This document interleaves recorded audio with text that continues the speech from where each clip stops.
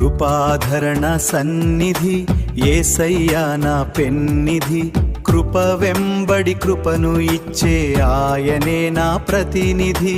ఆశ్రయుడా నా నిత్యాధారమా, సౌందర్య పూర్ణడా నిన్నే స్తుతించేదా.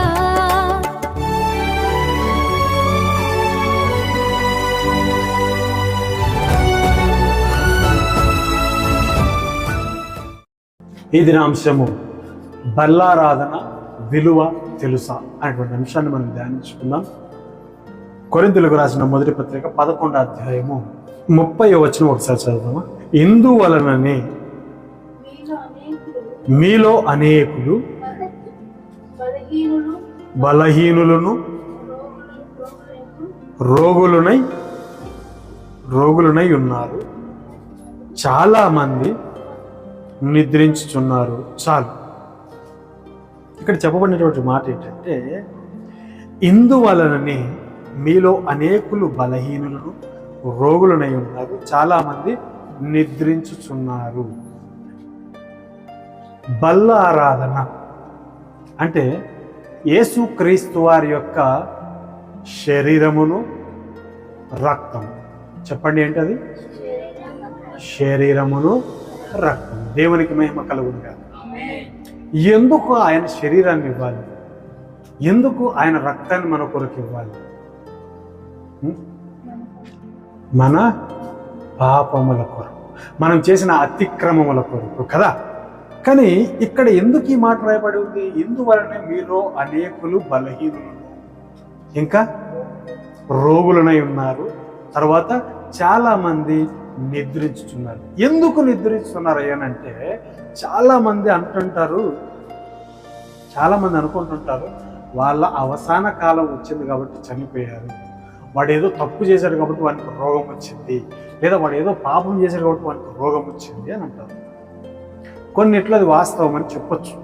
కానీ యేసుక్రీస్తు వారి యొక్క శరీరమును రక్తమును ఎలా తీసుకోవాలంటే, అక్కడ కింద మనం ఒకసారి చదువుదాము. అది 31వ వచనంలో, అయితే మనలను మనమే విమర్శించుకొని ఎడలా తీర్పు పొందకపోదు.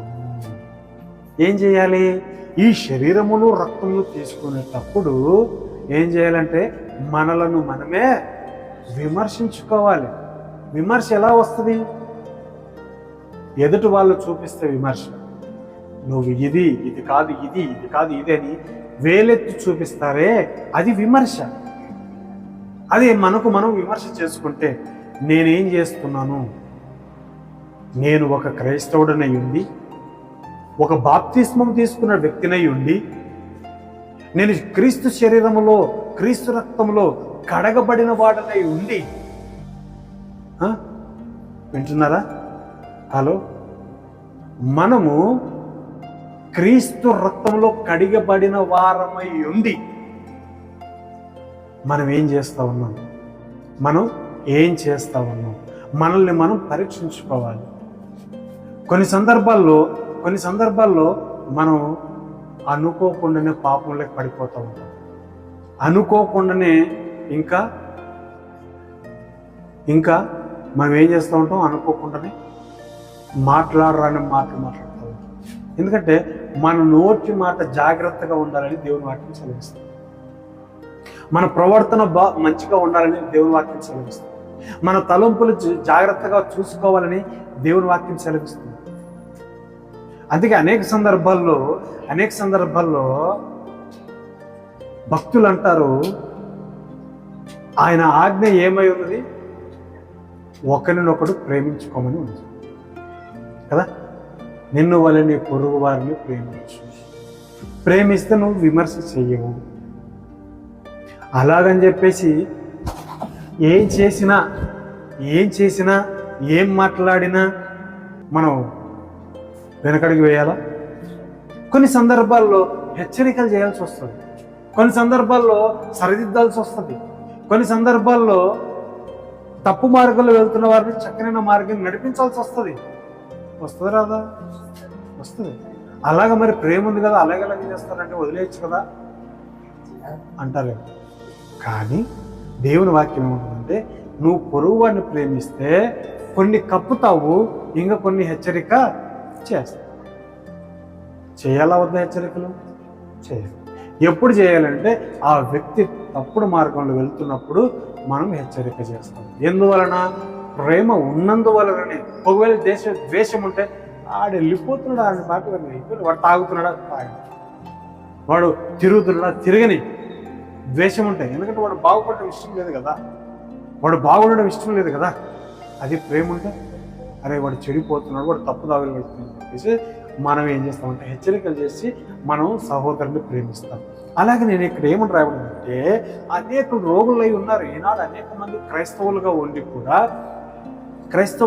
క్రైస్తవుల్లో ఉండి దేవుని యొక్క శరీరమును, యేసుక్రీస్తు వారి యొక్క శరీరమును, రక్తమును తింటున్నటువంటి వారు కూడా ఆ విలువని ఎరగక పాపములను చేస్తూ, ఆ విలువని ఎరగక తప్పుదోవలు వెళ్తూ, ఆ విలువని ఎరుగక ఏం చేస్తున్నారు తెలుసా? అనేకులు బలహీనులై ఉన్నారు. ఎక్కడ బలహీనులు? శరీర రీతిగా బలహీనులు కాదు, ఆత్మీయ స్థితిలో బలహీనులు. వాళ్ళని కదిలించినామనుకోండి, ఎప్పుడైతే దేవుని యొక్క మార్గం తప్పిపోయి ఉన్నారో వాళ్ళని కదిలించినామనుకోండి, మనకన్నా జ్ఞానయుక్తంగా మాట్లాడుతున్నామని వాళ్ళు అనుకుంటున్నారు. కానీ దేవుని యొక్క వాక్యానికి మాత్రం సరి తూగరు వాళ్ళు.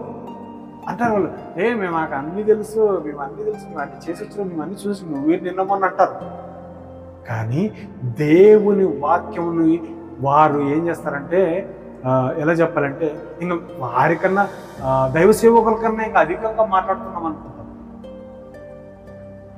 తెలుసా? గమనించినారా ఎప్పుడన్నా? మాకు తెలియదా వాక్యం? సాతానికి తెలియదా వాక్యం?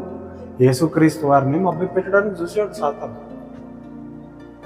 పలానా వాక్యం ఇలా ఉంది కదా, పలానా వాక్యం ఇలా ఉంది కదా, రాళ్ళను రొట్టె చేసుకుని తిను, ఇక్కడ నుంచి దూకు అని ఎన్నిసార్లు చెప్పాలి? మరి అటువంటి సమయంలో నువ్వు యేసుక్రీస్తు వారి శరీరం పుచ్చుకుంటున్నావు, యేసుక్రీస్తు వారి యొక్క రక్తాన్ని పుచ్చుకుంటున్నావే, మరి నీ పరిస్థితి ఏంటి?